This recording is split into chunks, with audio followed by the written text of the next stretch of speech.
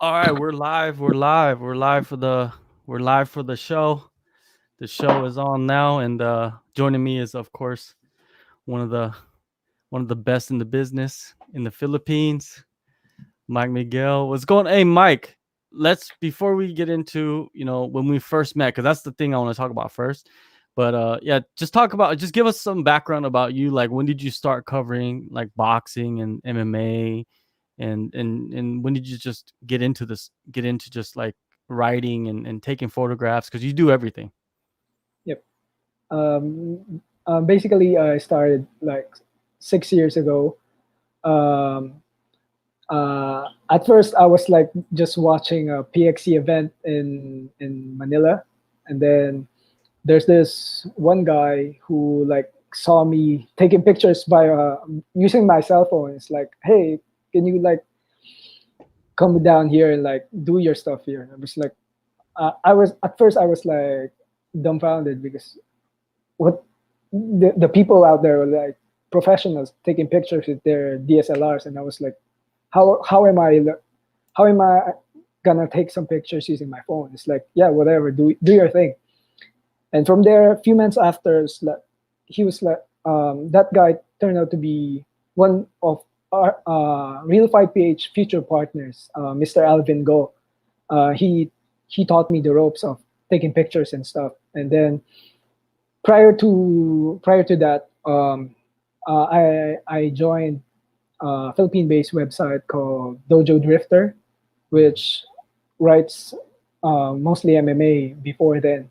And then a few years after, and then on the side I was like writing boxing for Tiebreaker Times, which is another sports website in the Philippines. And then around 2018, that's when we're like, one of the partners of the websites like, why not we create our own website focusing on combat sports? And that's when Real Fight PH started. So yeah, and now we're on our second year. Awesome, man. That's great. Yeah, Real Fight PH, man. That's probably the biggest website in the Philippines and one of the biggest in Asia for for boxing, for MMA, for jiu-jitsu, whatever, right? Any combat sports. Now, let's talk about when we first met. We first met last year, and it was at a moment where history was could have been made and was made, which was at UFC Shenzhen in China. And before that, we've never met each other. We never even spoke. We just met each Yeah. other there during fight week. And when you were there, before then, how many UFC events have you been to? Have you covered? Um, Before I have covered UFC Manila, the first UFC Manila, then three UFC Singapores, and UFC Japan in 2017. So plus UFC Shanghai. So it's like five, six, around 6, 7 events already. Yeah, All and right. Well, I try to cover mostly in Asia. definitely. Well, me trying to do the same thing. Now we were there, right? It's fight day, UFC Shenzhen. Zhang Wei Li is challenging Jessica Andrade for the strawweight title. We're back in the back covering the sport or covering the event, and it flies by, right? We're interviewing the fighters that are coming back, and we're doing our thing. Um, you know, then it was the main event, and after we I think after we did a couple things in the back, we're like, okay, let's run out. I think we ran out, right? Or were you already out there? No, no, you got out first. You know, Oh, because I left first. yeah, because I was like fixing the cameras and all stuff before going out. Okay, so I left first. I was out there. I think we were sitting in the third row or fourth row or something like that. We had a couple seats there, right? And we walk out. When I walked out, it was Bruce Buffer announcing the fighters. Were you there at that moment? Yeah, yeah. A few seconds later, around 10 seconds, I joined you already. Okay, And so now give me your take. You know, like the Bible. The Bible is like different viewpoints, right? From different people at the same time, right? So now give me your experience of what you saw from that point on, from when Bruce Buffer was announcing the fights.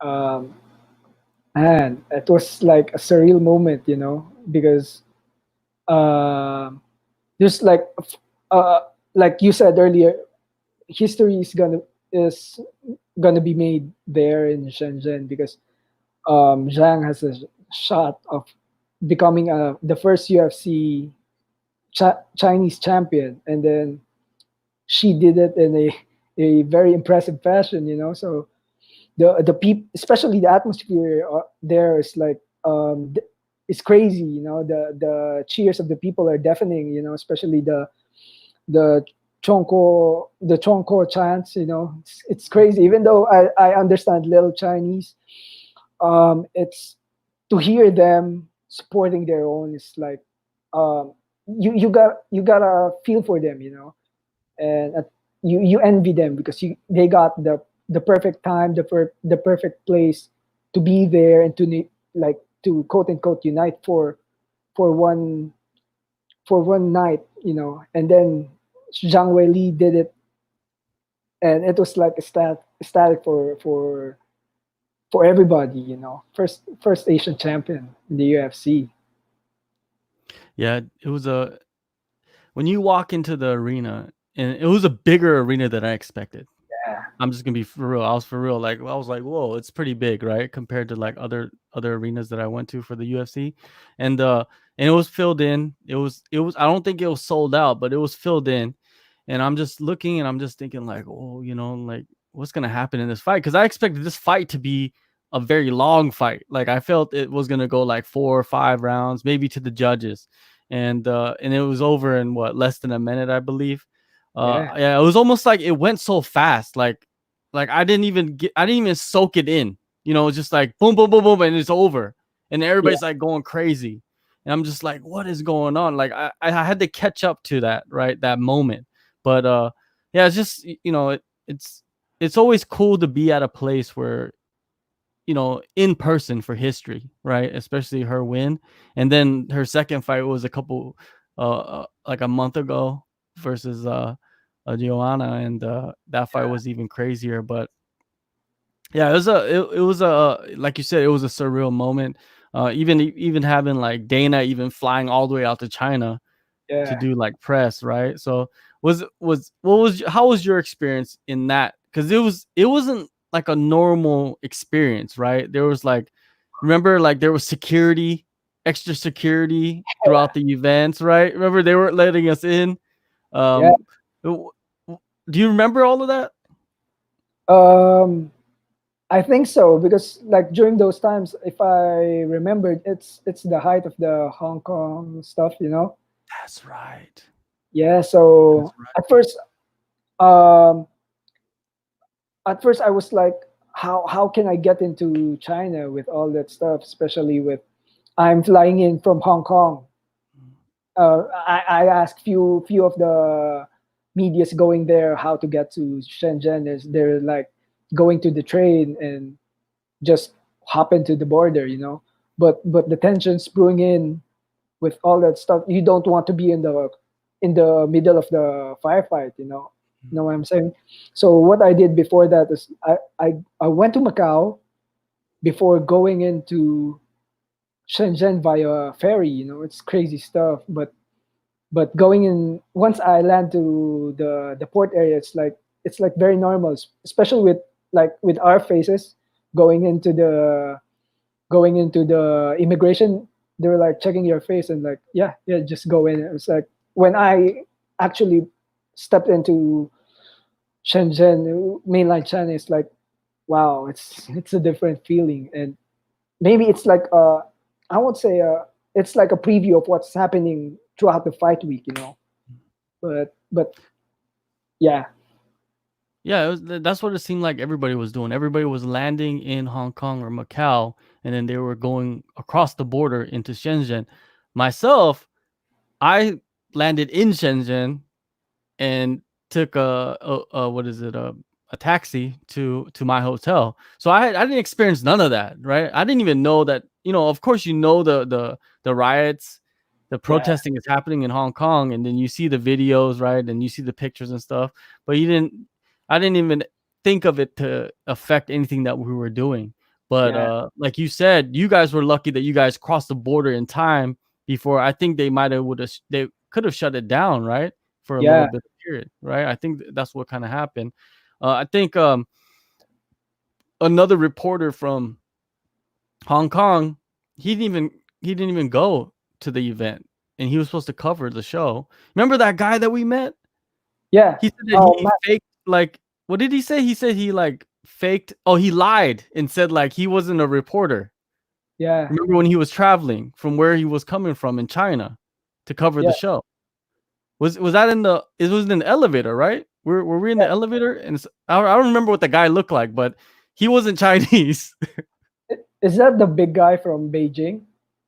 I don't. Or Yeah, I think it was somebody from Beijing or somebody from like Shanghai, but they were talking about how they couldn't tell they couldn't tell whoever was in charge of traveling at that time that they were going to Shenzhen. yeah, Especially, they couldn't say that they were a journalist. That was the key thing, is they couldn't say that they were a journalist and they were going to go cover the UFC. And then yeah, that's why all the security was there, because they thought that the protesters or the protest could affect something at the event, right? So they were checking everybody. And I think if you came from Hong Kong, they didn't allow you to go into in. the weigh-ins, right? The weigh-ins. They didn't let people go into the weigh-ins if you're from Hong Kong. Remember when we were like separated? Like the guy from the PR went to the lobby and asked Mhm, everybody who has this amount this visa, like mhm, working visa from Hong Kong or passport from Hong Kong. They're like, oh, you need to like stay in one place. And then after which we were like left just you, me, Jasmine Frank from Australia, and the Japanese guy. And then yeah. right after the security came in and like kicked them out of the weigh-ins. It's like Yeah. crazy stuff. Yeah, it But was just the security. It was just way more than I expected, and way more than any other place, any other event that I've ever been to. But with whatever was going on in Hong Kong with the protesters, I could understand that, because that's all about government. You know what I mean? We have nothing to do with that. yeah, Luckily there was no like some kind of like crazy like terrorist attacks or something like that. But I didn't expect that to happen. You know what I mean? Like, those protesters are not like these like advanced, you know, terrorist groups or anything like that. So we have nothing to worry about. They had bigger problems, right, in Hong Kong. sure.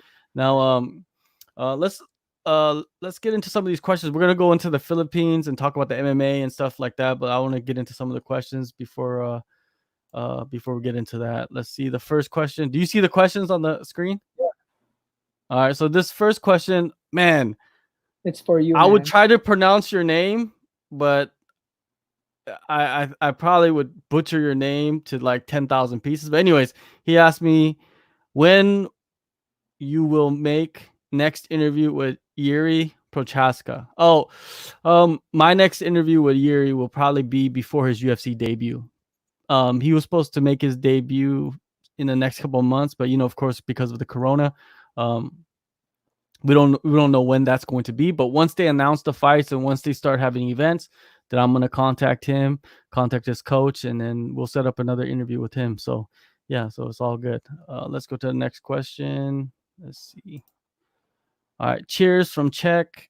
I guess that's the Czech Republic. Nice interview with Denisha and Korakonov. Very good job. Keep it up, John. Thanks so much. Thank you so much. Next one. Oh, here's one for you, Mike. Hello, Real Fight PH. Quick question. Have you had a chance to interview Yanni Ramirez, and has she expressed any interest in going to MMA? Yeah, Annie Ramirez is a quick preview. Annie Ramirez just won gold medal in the recent Sea Games, and Mm. there's this IBJJF event, if I'm not mistaken, where she beat Zhang Wei Li in a jiu-jitsu match. Oh. So we've talked uh, for before, and I think her main. I'm not saying that she's keeping. the doors closed for MMA, but she's focused first in like her jiu-jitsu campaign, especially with the plans of Olympics, jiu-jitsu community for having to join the Olympics, and at the same time, another Sea Games in this coming year. So she wants to make a repeat, but right now she's focusing on her training in jiu-jitsu and training young kids, especially the ones with hearing disabilities. That's her focus right now at the moment. And Ramirez, what's her background? she's a collegiate judo champion, and Oh, okay. she's transitioned to jiu-jitsu, where she's now having more success, similar success, not if not more success. And yeah, she wants to be the Zhang Weili in jiu-jitsu, but yeah, That's it's awesome. yeah, it's sometimes we like having a joke about it where she can when she can fight Zhang Weili, but obviously she knows that Zhang Weili is a different fighter now than where they meet when they met years before. So yeah, Yeah, so she's someone to look out for in the jiu-jitsu tournaments when once yeah, because it seems like there's a lot of talk about the Olympics adding jiu-jitsu, so a lot of these young jiu-jitsu practitioners, they're eager to get into the Olympics yeah, and perform and win that gold medal because that gold medal is huge for anybody. That's like, Triple C, he's always talking about his gold medal. So, if you could get it in jiu-jitsu, anything, it's yeah. it's a big honor and a privilege to carry that around. Now, um, all right, next question. Also, do you see Janelle Lauza going to one, or is he strictly just focused on boxing? Yeah, what's his situation? Right now he's signed with Jerry Peñalosa in boxing. Right now he's focusing with boxing as of late because of his partnership with Peñalosa, and at the same time he has a good record. Like he hasn't lost, I think, in the professional rank. So he's trying his luck in in boxing for the meantime. But personally, I want him like to still pursue MMA outside of the UFC. Maybe one or Brave will do, or Mm. if he like wants to take baby steps, he can rejoin URCC for and win some few fights and then go to the regionals or go back to one or like maybe get back to the UFC. Who knows? UAE Warriors, they like to have Filipino fighters come Yeah, over and fight because there's a huge Filipino community over there yeah, in Abu Dhabi, and yeah, Orlando when he went over there, he won the yep, title, and there was a big crowds for him, so everybody loves or the Filipino community is huge over there, so that could be a spot for him to go over yeah. there and challenge. But his background is boxing too, right? Like he Yeah. started with boxing. I think he started with boxing, and Okay. from one of the interviews he had with the UFC, he revealed that he one time sparred with Pacquiao. So Mm. I guess that's one of his strengths as a fighter per se. Well, whenever someone says that they sparred with somebody, um, and I don't know what that means, like I've sparred with fighters before too, but that doesn't mean like it doesn't mean anything, right? It's like I've, I I've sparred with yeah. my friend, and 5 minutes later, I'm on the canvas, kissing the floor. Yeah, so that's kind of a weird thing. Our next question is, when do you think MMA and other sporting events will continue, and is Zhang Weili still stranded in America? Second part of that question, she is still stranded in America, it seems like. But what do you think, Mike? When do you think MMA is gonna be back? Other sports are gonna be back. Boxing.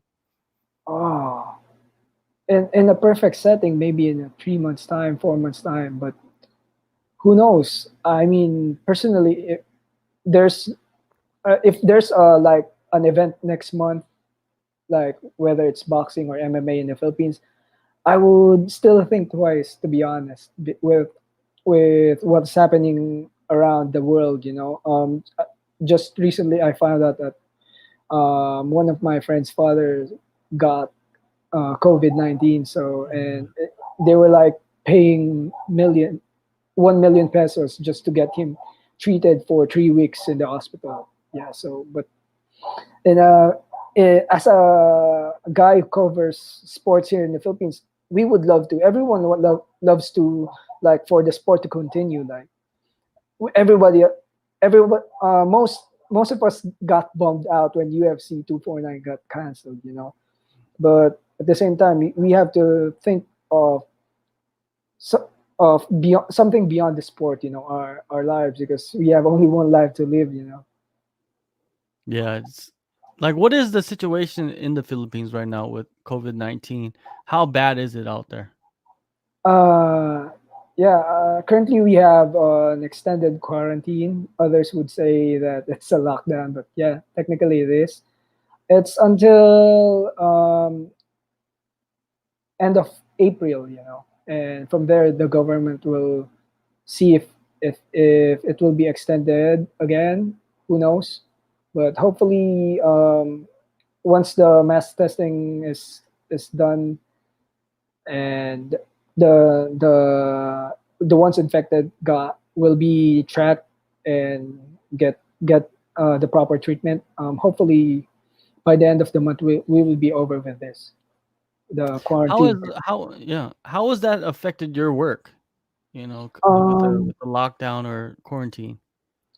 yeah, with the website, of course, it takes somehow it takes a toll. Like personally, um, I try to write as often as I could, whether it's like a news report or an interview or a feature. But um, I will be honest. I fear for my health when this pandemic um turned out to the way it is right now. But aside from that, my day job, um, I still we still do some stuff in our family business, but basically it's limited with what's happening. You can't go out as often as you could, as much as you could. But yeah, it's so far we're getting used to it. All right, next question. Why does wrestling get a pass to continue, but MMA doesn't? In WWE, they still grapple, sweat, and breathe close to each other. It has more people involved in matches usually. Yeah, that is kind of weird, right? Pro wrestling. I don't watch pro wrestling at all, so I have no idea. But I know that they're having events and they're having no audience events, right? So closed door events, and it is true. But is it because wrestling is not a sport and it's like basically it's a TV drama, but with guys wearing their underwear, right? Isn't that what wrestling pro wrestling is? It's not really a sport. I saw in my Twitter feed like few days ago that there's one WWE guy who got infected. Oh, So there's a high possibility that they might get canceled. mhm. I mean, for the meantime, but they're trying Yeah, that's stuff, like they're experimenting stuff. Like there's this promotion other than WWE AEW. They're like doing pre-footages like in their homes, like broken Matt Hardy and stuff. But I don't know, maybe with this WWE guy who got infected, maybe this would affect their decision to whether to push through with this or not. is WWE something that's big in the Philippines?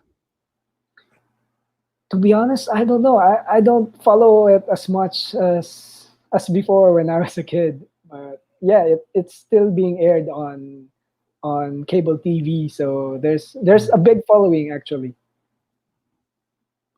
Yeah, it's. I think wrestling is gonna be around forever. Pro wrestling is just kids love it, and even adults love it too. So it's whatever floats your boat. Everybody has their little favorite things that they like. But yeah, let's go to the next one. how will the travel ban affect international fighters?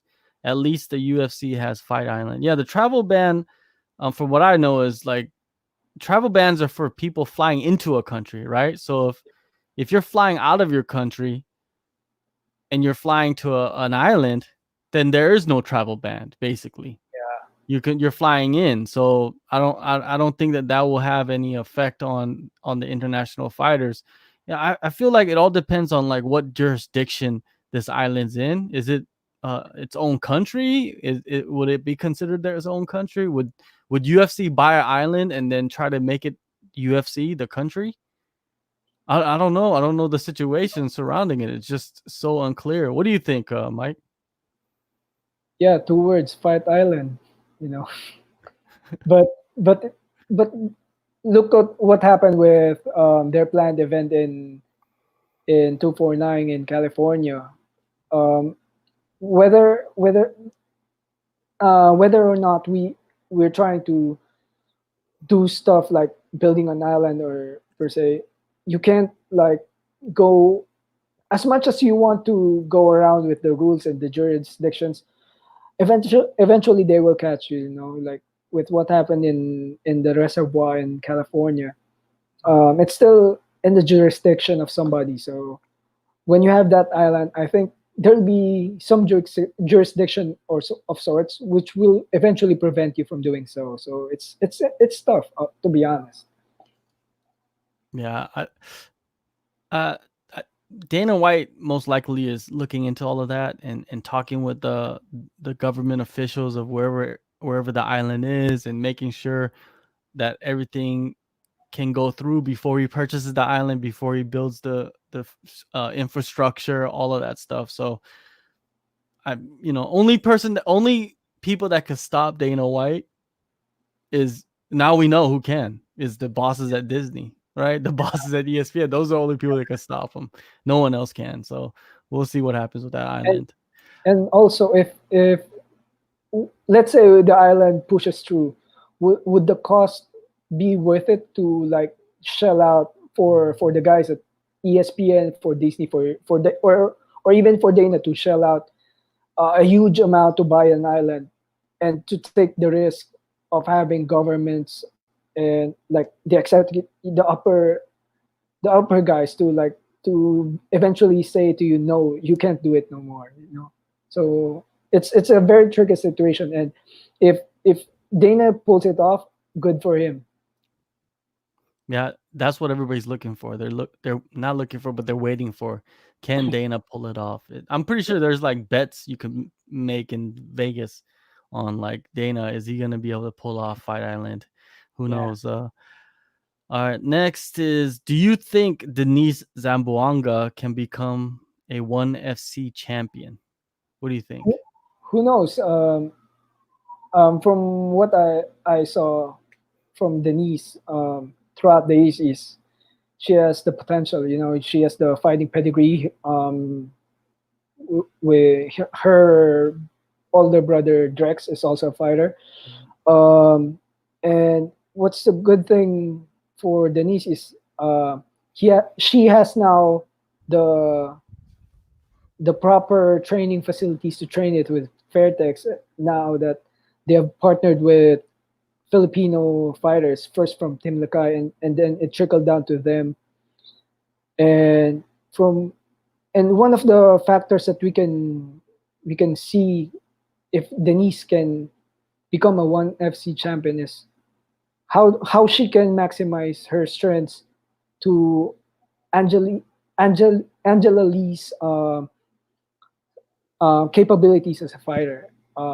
Obviously, both of them are training, both of them are developing as fighters. But like during Angela Lee's fight with Zhong Jingyan, her her cardio was compromised, you know, and it took a toll when Zhong targeted Angela Lee's body. You know, from there she can work on such things to come up with a game plan to work with, and eventually maybe who knows who she can defeat Angela, since she's the next in line for the title.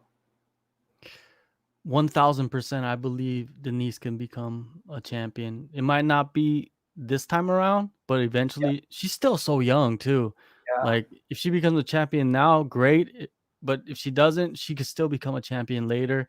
She has like that raw I don't know if it's skill, but she has that raw like gene, the gene of a fighter. She has that. Like you said, her brother's Drex. Drex is also a champion, URCC champion. He can yep. fight too. And she piggybacking off what you said, she has a fair text, the good coaches down there, good facilities, and they're gonna do anything that they can to get her to get that belt wrapped around her waist. Also, I feel that one championship needs a female champion from the Philippines. That will Yeah, be huge because the Philippines is a major market for one championship. It's undeniable, right? You got Team sure. Lakai, and nobody's a champion there anymore. Remember, like 2 years ago, there was like 4 or 5 champions out of that Yep. camp. Oh yeah, there's one champion still left. Pasho, I'm sorry. Pasho. Yeah, Casio, right? But yeah, but they were at like 4 champions at one time. But Yeah, bigger than bigger than that is a woman champion is much bigger, I feel. yeah. And she could sell it, she could sell it, and she has the look, all of that. So yeah, it could come to the fight. She has the skills to beat Angela Lee, but Angela Lee also has the skills to beat her. Yeah, for sure. One thing Angela Lee has that could probably push her over the top is the experience in the big fights Yeah. and pushing through, like tough spots.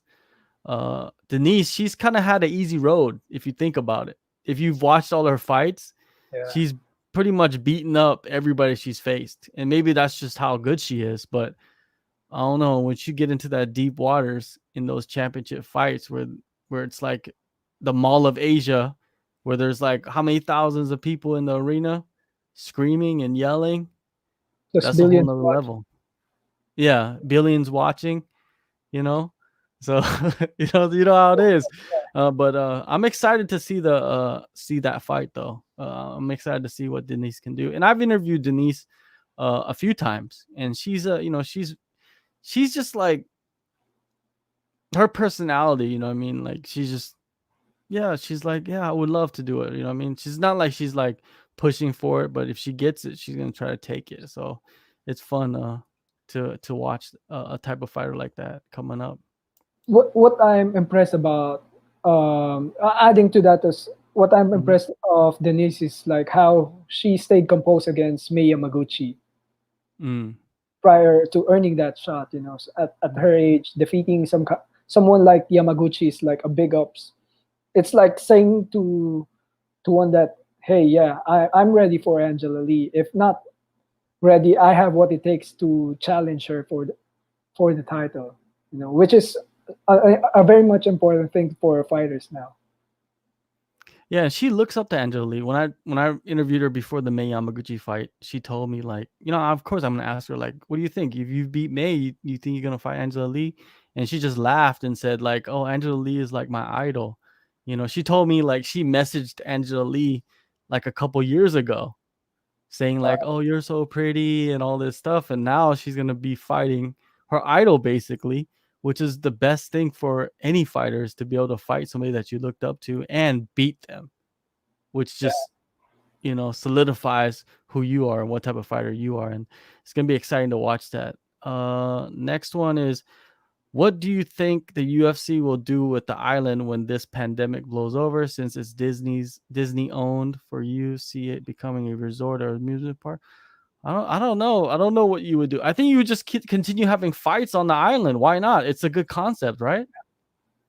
yeah, and they could do a spin-off of the Ultimate Fighter there. So Exactly. On the island, they can't go anywhere. You can't sneak away.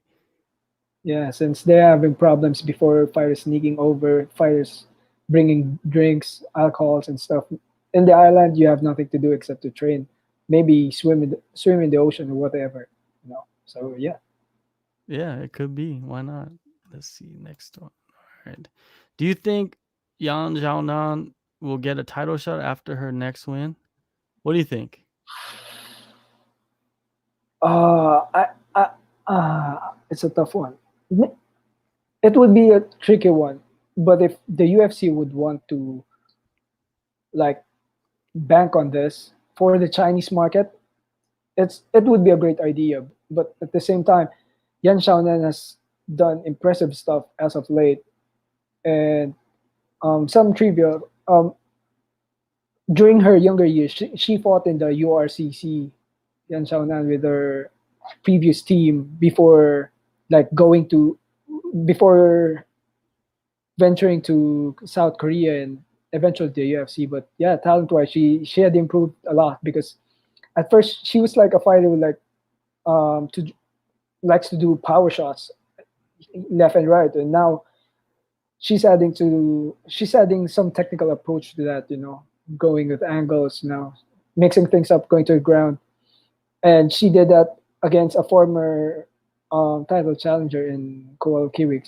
So it will be interesting to see how she would she would like go up to fight for the belt. But of course, there's Namayunas and Andrade, and there's Zhang waiting whoever takes her. But if the all Chinese fighters would, it will be if an all Chinese fight would happen, that will be big, and obviously it will happen in China, not in the U.S. Yeah, it all depends on what the UFC wants. If she beats her next opponent, let's say she fights Tatiana, which probably won't happen because Tatiana is out with her neck injury and we don't know when she's gonna come back. So let's say she fights Joanna next, or let's say she fights uh maybe what is it, what is her Namayunas, name? Nama Rose, Yunus. Yeah, yeah, Rose Nama Yunus. Maybe she doesn't fight anymore and Jessica Andrade fights Jan. If she beats one of those girls, if the UFC wants to put it together, they would put it together. But if let's say they don't, and they say, okay, Jan, you got to fight one more, and then she wins another fight, then you have to do it because yeah, it's just clear like she's the number one contender. But next fight, I don't think that they'll do it. But if the UFC gets put into a corner, they're like, hey, we might as well capitalize off this.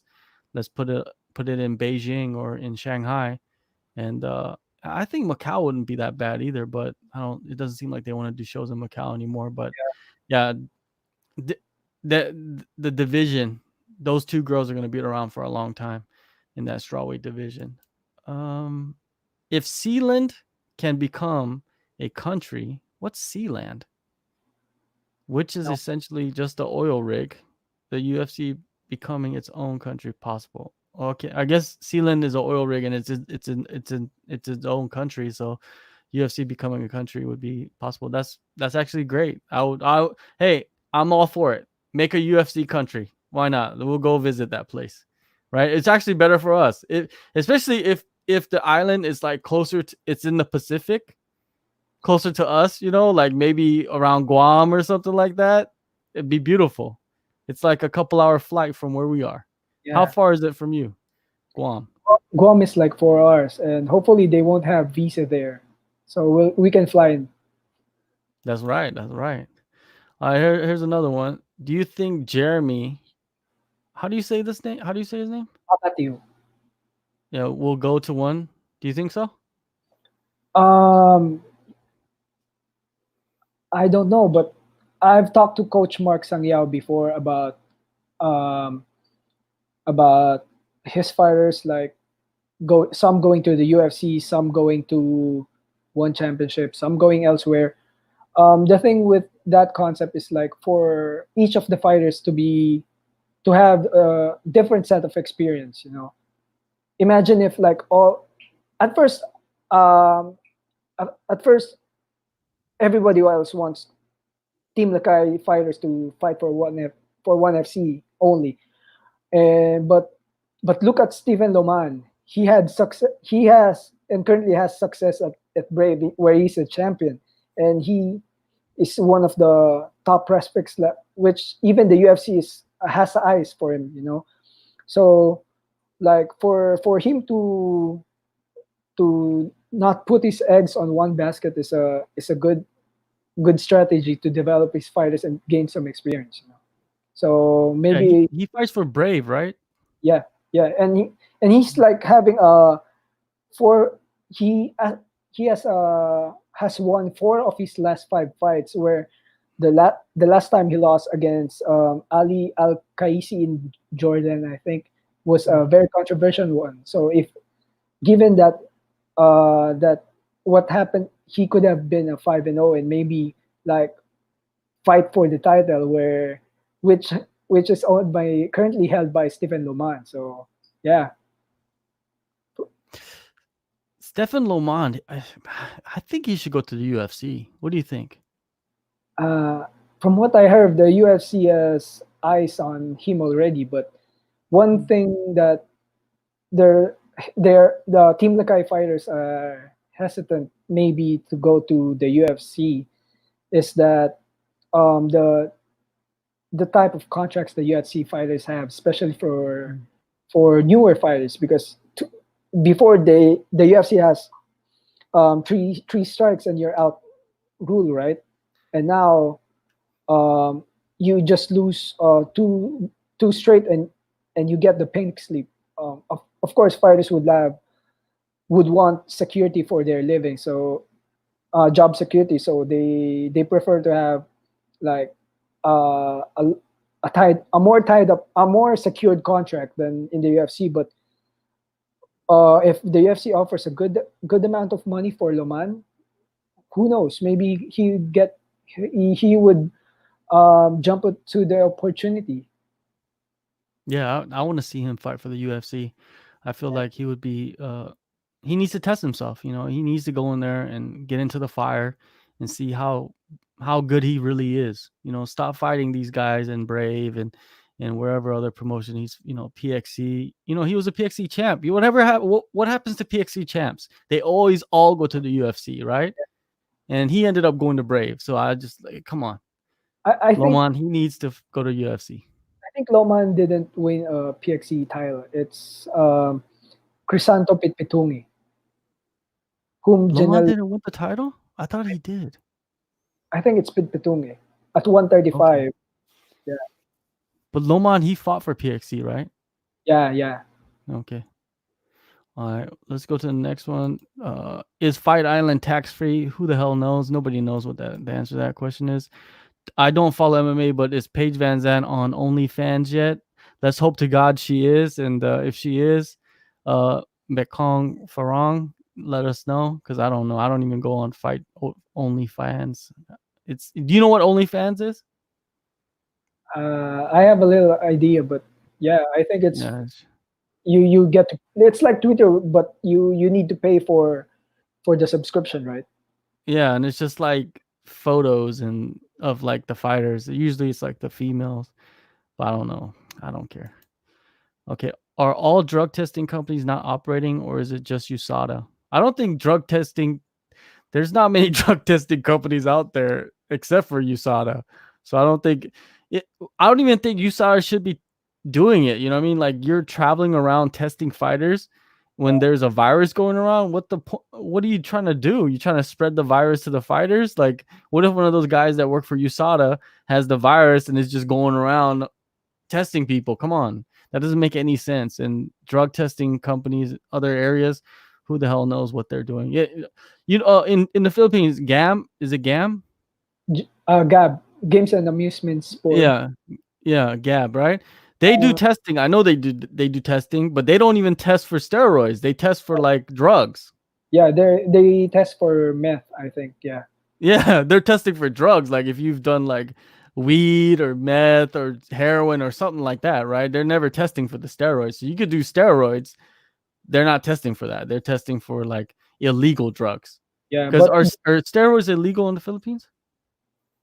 there's Just no. for regular I'm people. not sure. Yeah, there's no regulatory body. But when it comes to UFC fighters, like before, what USADA does is they have partner laboratories in the Philippines Mm, where they, like, for example, they go up to, like, let's say Janelle Lausa's house and mm, ask for pee, but they at first they don't reveal that they're from USADA.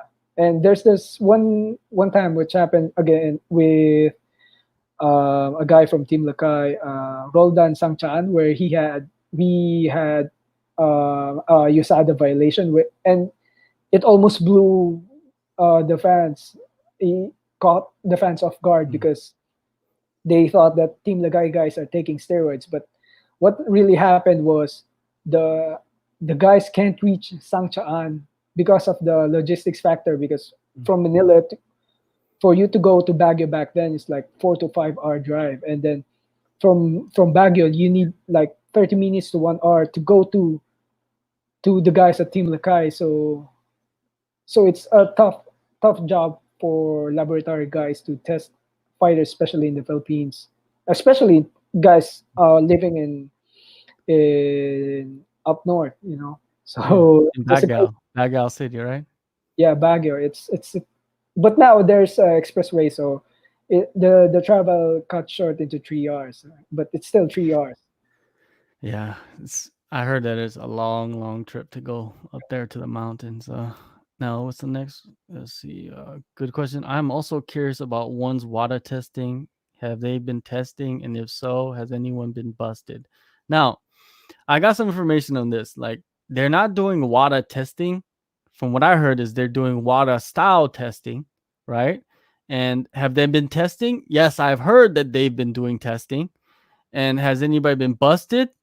I don't know if anybody has been busted because they don't publicize or they don't release that to the public. So if anybody has gotten busted, we would have no idea, right? Or we wouldn't have the privilege of telling people publicly because it's not out there, right? Who's gonna get busted and then tell everybody they got busted, right? The only like the only it's only the promotion would be the ones that would be saying like, okay, this fighter got busted. The fighter would never tell anybody, right? Even if they did get busted, that would be just stupid. So what do you know, like what do you think about the testing, or what am I wrong about the WADA? Yeah, as far as with their testing is concerned, there's little information in the Philippines, Mhm. which I know about fighters being tested during ONE FC events here in the Philippines. But I think pre-WADA they were like announcing that there's only one fighter that has been busted by one for not necessarily flunking the WADA style test, but not submitting as far as they are concerned, which is Chai Luis Perry when they were supposed to fight Oh with yeah. Brandon Vera, and there's all crazy stuff happened. Mhm.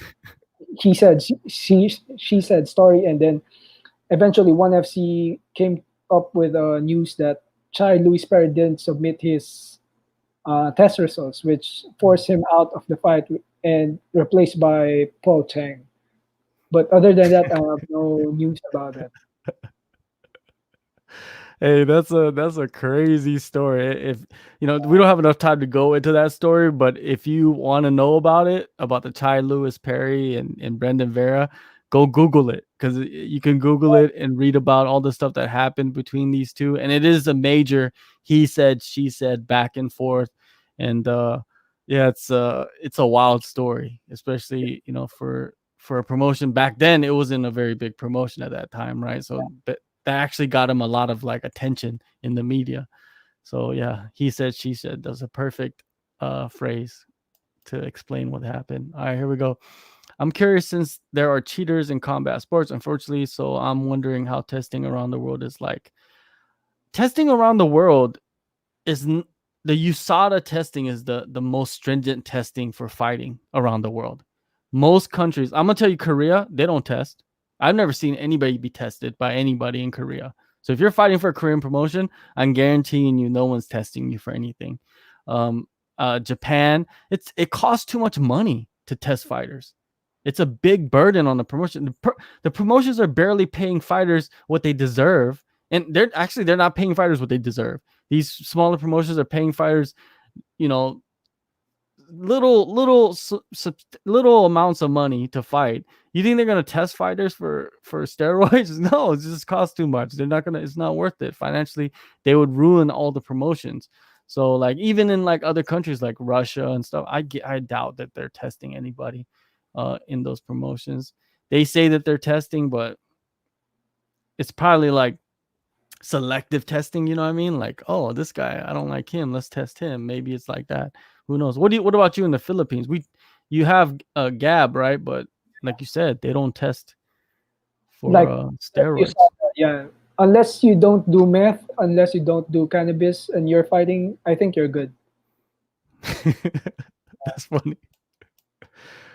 I hope ONE FC would hold an event in Europe in the future. Maybe, who knows, man? I don't know.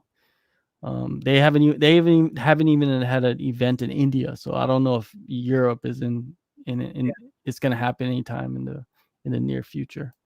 Yeah, I think they're like focusing more on the Asian fighters. Yeah, definitely. Well, that's a smart thing to do. You know, this is the market that they need to take over, so they got to focus on that. Is weight cutting a problem, and is hydration test a better option, and is it catching on? What do you think?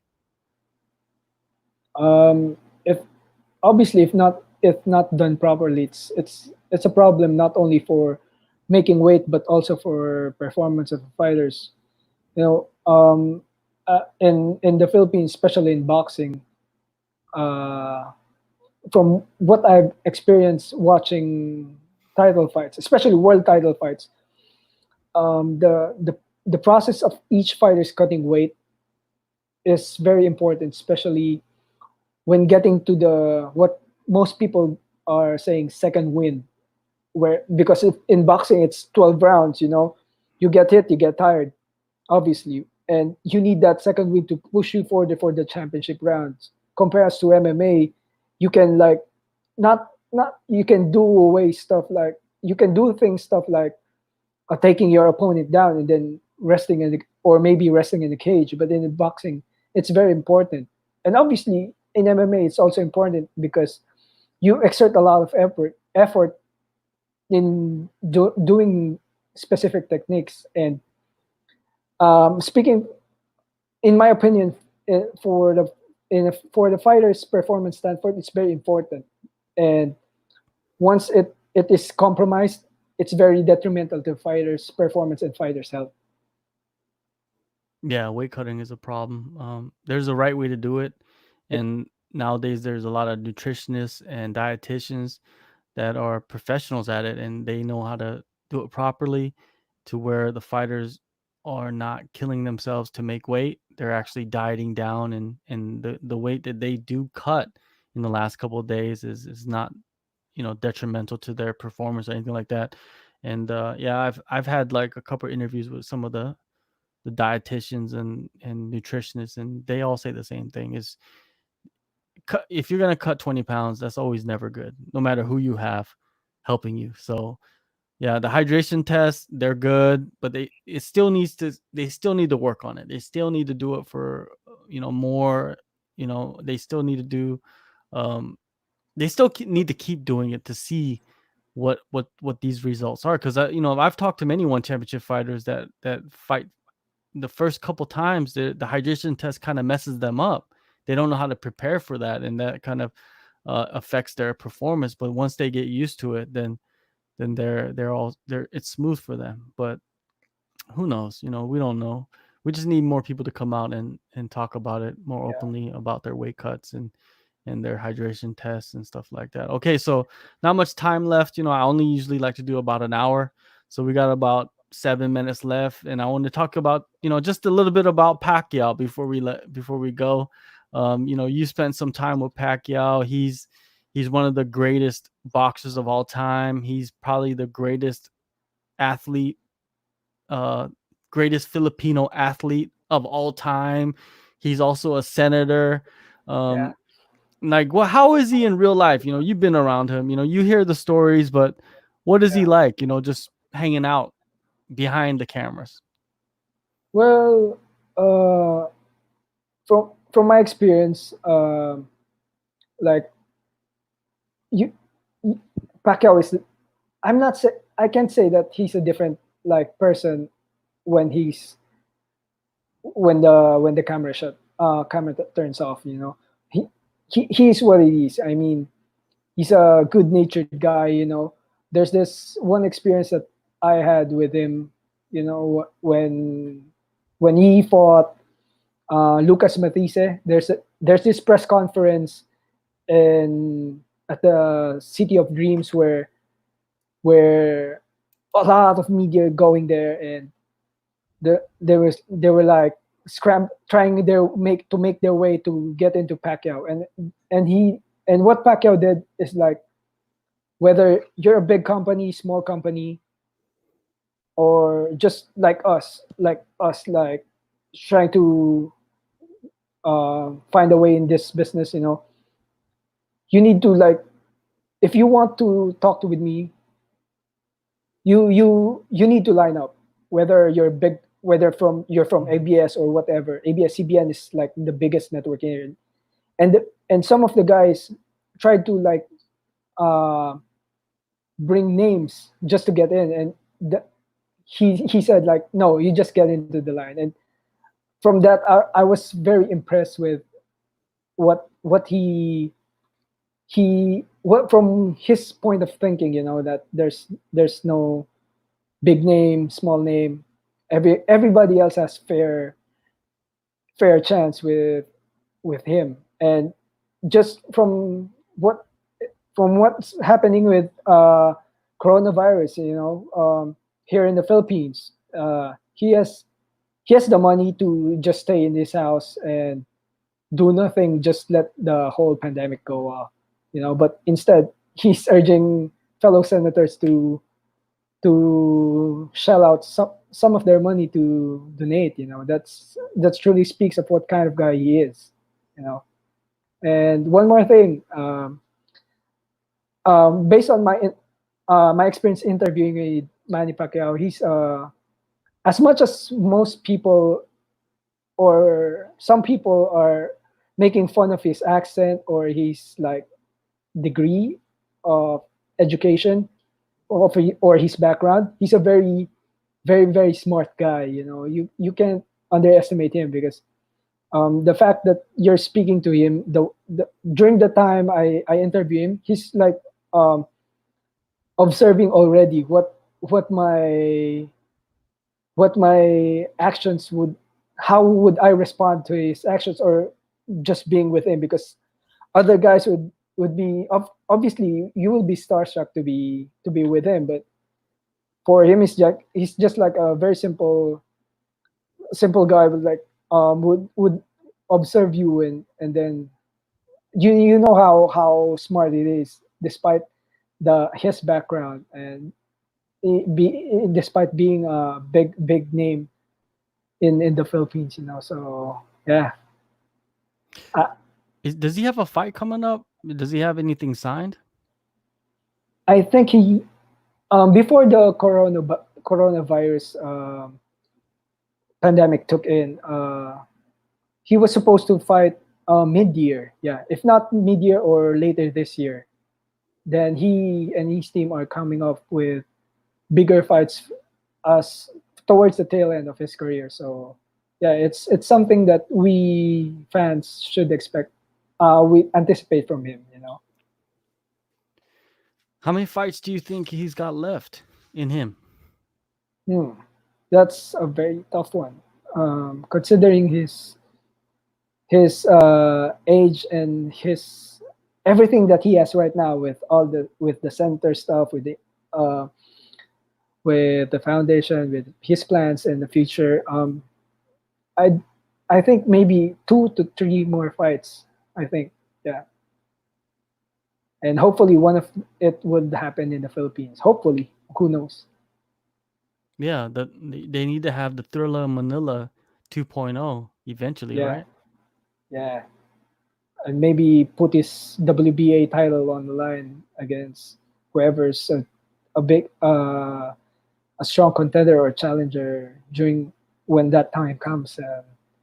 Give a treat to the Filipino fans and fans in Asia for sure. Yeah, definitely. Well, yeah, next time, I'm gonna get you back on in the next month or so. We talk more about Pacquiao because there's a lot more to talk about. Is like his involvement with Ryzen or in one championship, what is going on, and stuff like that.